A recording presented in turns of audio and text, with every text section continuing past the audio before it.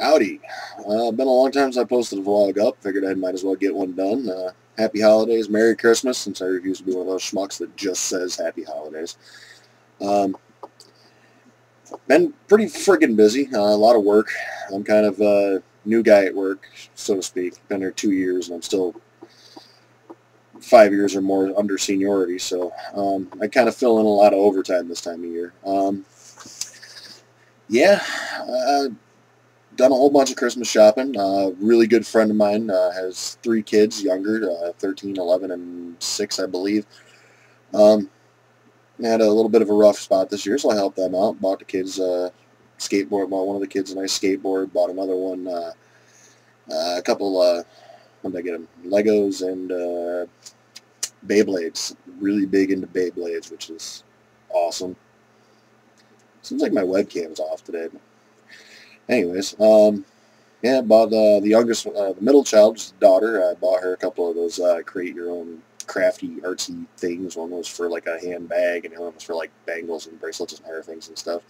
She's wicked into that stuff, so I figured it'd be cool. Um, yeah. Other than that, that's been the last several weeks for the most part. Work and shopping. I went out today, finished up shopping for Christmas dinner.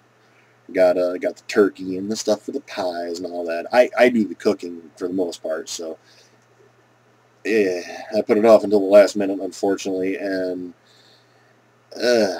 seriously one of those FML moments, man. Just getting out to the store was bad enough, and then getting in the store. The only thing that really helps me through moments like this, when I'm in a crowded, packed area and there's a lot of idiots around me shopping, is that you can spot the people that are like yourself. You know, you can see them, they're just kind of standing there with that look on their eyes like they're going to kill everybody around them in 3.5 seconds. It's wonderful. And you just kind of walk up by them and you look over at them and you go, you know, what really helps me get through is you got to think. People walk like they drive. And they kind of look at you and go, they think about it. You see the gerbil turning in the wheel, you know, and they go, yeah, you're right. So yeah, that's my entertainment for Christmas shopping, I guess. I did buy the same friend. I bought her mother, one of my favorite people in the world. I absolutely love her. She's great. I bought her a one of those summer sausage and cheese things there, Hickory Farms or what is it? I got it right. Yeah, Hickory Farms. Yeah, Hickory Farms gift packs the other day. I think I was a little premature in my purchase because, yeah, I got home and I got hungry and I had to buy her another one. Yeah. So, yeah. Huh. No, but she got another one. I bought her a better one because I felt really guilty for eating the first one. So, um, not a whole lot else going on. I'm planning on possibly doing some updates to my gaming rig over the next year. Definitely, because the next build's going to be... not that this one isn't big, but the next one's going to be bigger. I'm actually looking at a EVGA HPTX motherboard with two Intel Xeon processors, 3.02 gig processors, 48 gigs of RAM,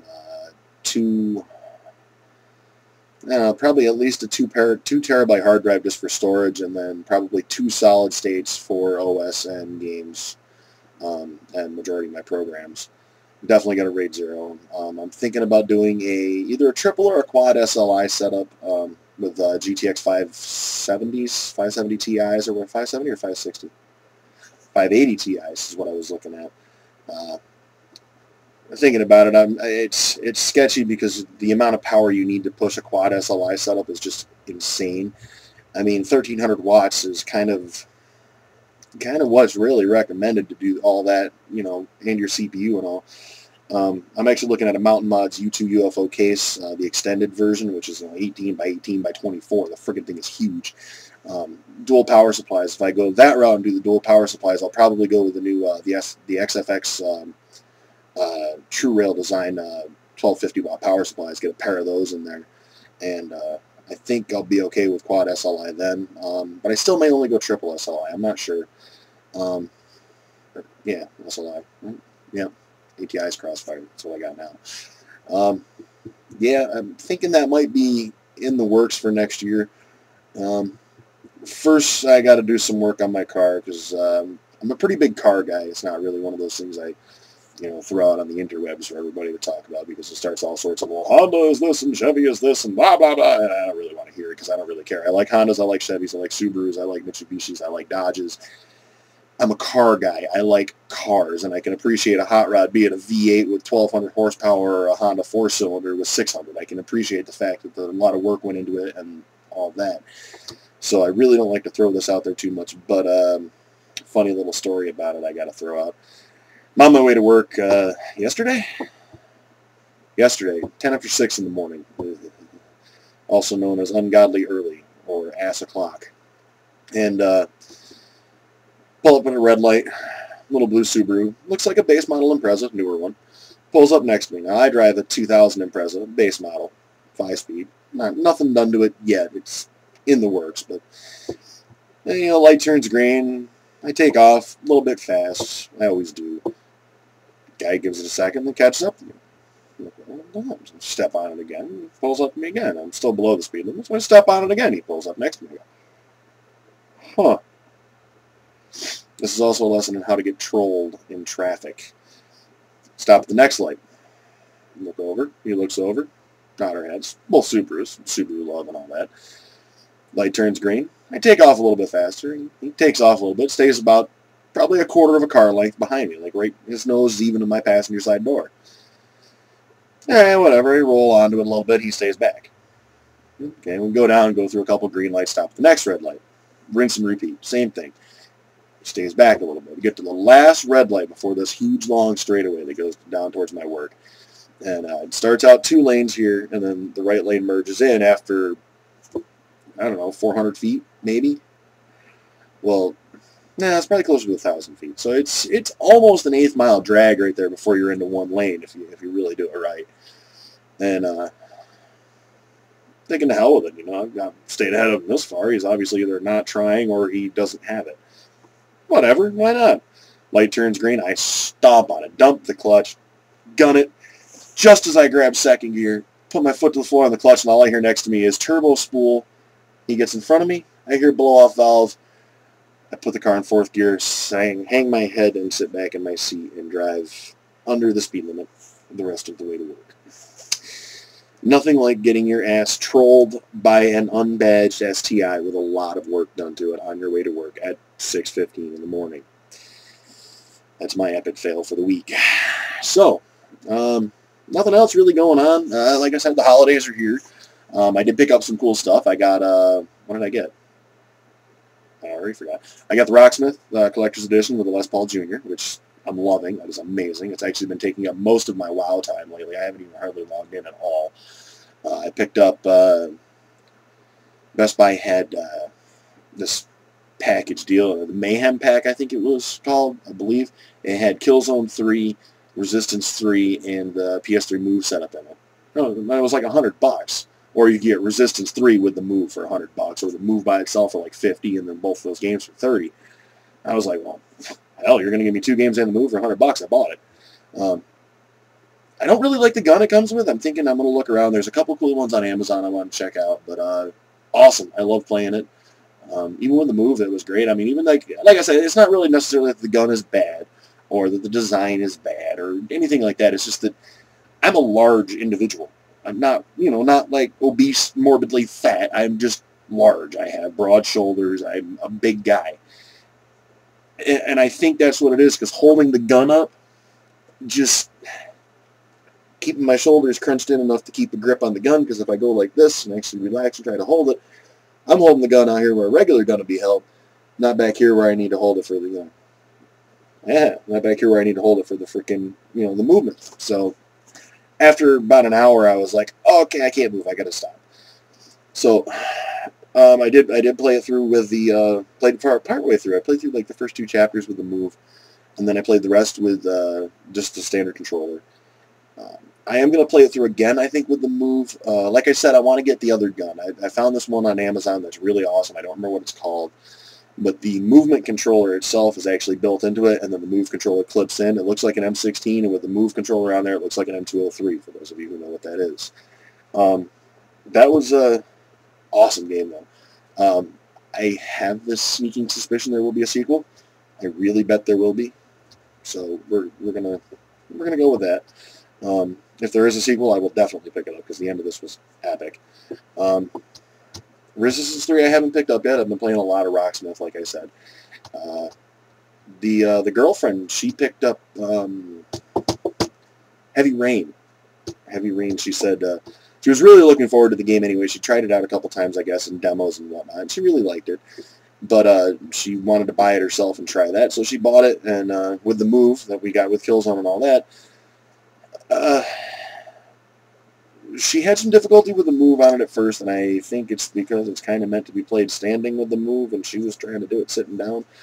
So, yeah. I did come home on day number 2 after picking it up, though, and found her standing up, jumping around the living room, playing it, standing up, and having a blast with it. The story looks amazing. Like, I was watching her play it, and I'm trying to play WoW at the same time, and I kept finding myself, turning around, checking it out on the TV behind me, going, holy crap, that's freaking sweet. And just, I wanted to know about the story. I wanted to know what was going on.